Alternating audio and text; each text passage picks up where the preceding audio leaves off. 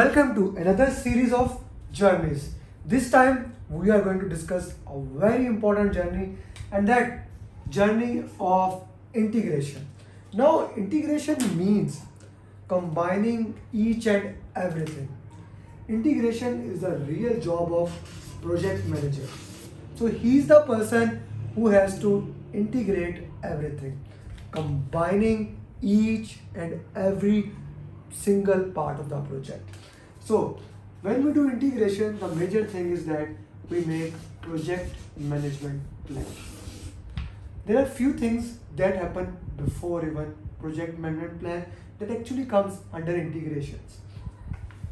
Develop project charter.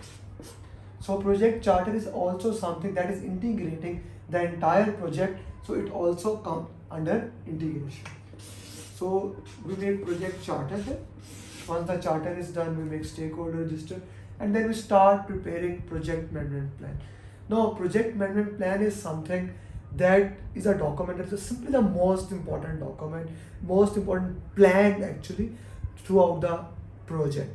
It consists of all four baselines: scope baseline, schedule baseline, cost baseline, and combining all these three baselines, performance measurement baseline. So all the four baselines are the part of project management plan.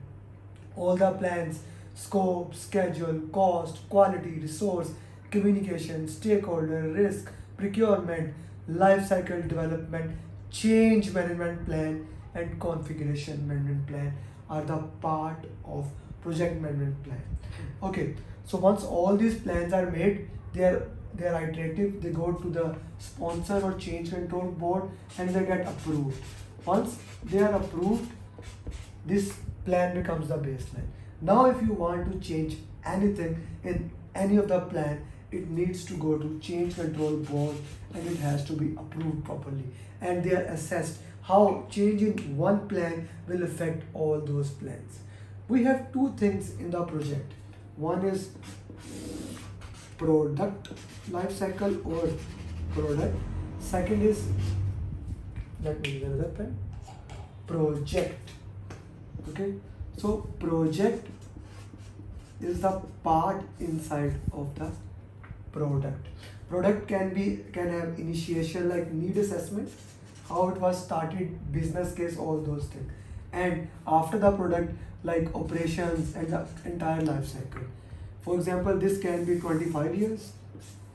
If I take example of a normal hydro project, okay, or a construction bridge project, the project can be 2 to 3 years. In order to tackle any change in the project, in order to tackle any kind of change in the project, we have change control board, change management plan. So any change in the project will be handled by the change management plan. We have a change control board. These changes are more relevant to scope, schedule, cost, all the four baselines: scope, schedule, cost, and performance measurement baseline. All other plans are basically part of project, are part of a change management plan. So this is very important thing. Whereas any change in the product like version control, if you are managing the version, you have this kind of version and suddenly you get an updated version, that must come under configuration management plan. So that is configuration management plan, a very important thing. All the versions, all the artifacts, documents will be handled by configuration management plan. Anything that is handed over after the project to the customer, that comes under configuration management plan. Most of the time you can consider version and artifacts come under the configuration management plan. Now change management plan, configuration management plan, they are the part of the project management information system, also known as PMIS system. Every communication that happens inside the project comes under this thing: change management, configuration. If you are using email, Microsoft Outlook, Primavera, WhatsApp, any communication that you will do will come under PMIS system, and PMI is enterprise environmental factor. An important question that can be asked in the exam. So that's integration. You use expert judgment technique and all those things. And in integration, you make a plan. Once the plan is approved, you start doing execution. Real work start happening in execution. So the work start happening in execution, and in execution we will get deliverables. Deliverables will be produced, a tangible thing for which we have undertaken the project. A deliverable can be the entire project or a part of the project.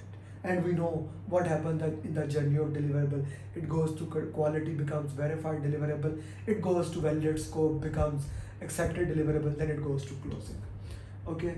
We also produce work performance data, the lowest form of data, lowest form of information or report, that raw information. You need to contextualize that data. We also produce issue log. Now, issue log is a very, very important document that is being produced here. Any kind of a problem that comes in the project, it comes under the domain of issue log. A very important difference to note in risk and issue.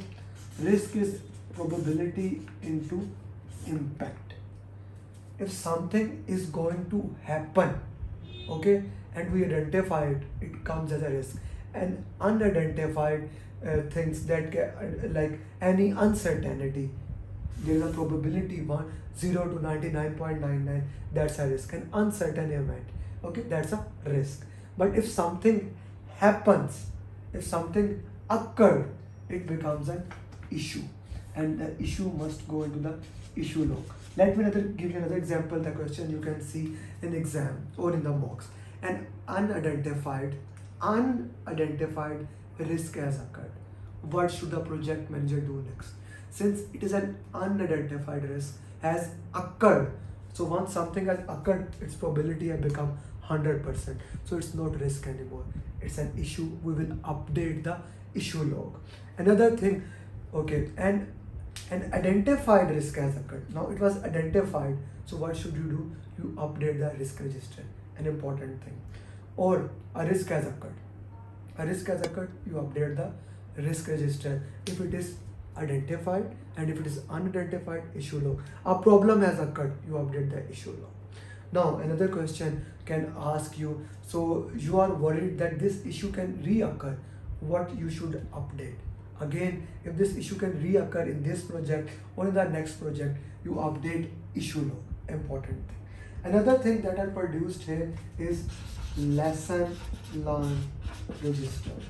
So here actually because we are starting the work, so we have started working on it.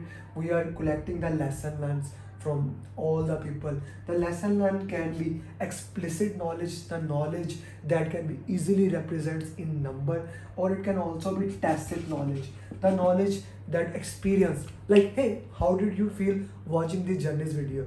What is your experience? Now every person experience is different. It is difficult to represent in numbers. So you basically communicate, you put down in that comment, hey, that's how I'm feeling, how I'm learning, and I'm getting a great feedback from all of you, how you are learning. So that is more of a tacit knowledge. So explicit knowledge, tacit knowledge, all kind of knowledge are put into the lesson learned register. Okay, so information is put into the lesson learned register, and at the end of the project we put the lesson learned register into lesson learned repository, and it is used for the future project. Another important thing, we are updating lesson learned register not for the current project. We are updating lesson learned register so that we can use it for future. So let me give you a flow. That's a very important flow in the project. So let's say an identified risk has occurred.